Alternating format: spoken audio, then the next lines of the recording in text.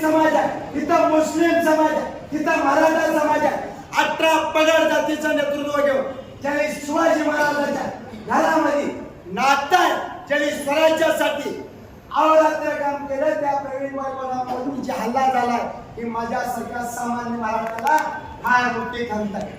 अरे माझं चॅलेंज आहे तुम्हाला, इथं प्रशासनामध्ये अधिकारी असतील, सिव्हिल ड्रेस मध्ये पोलीस, आणि तुम्ही प्रवीण दादावर साहेब लिखले आहे. उद्याच्या येणाऱ्या गुरुवारी भगवान भागवतवर सुद्धा चपला फेकणार आमच्या सरकार कार्यकर्ता.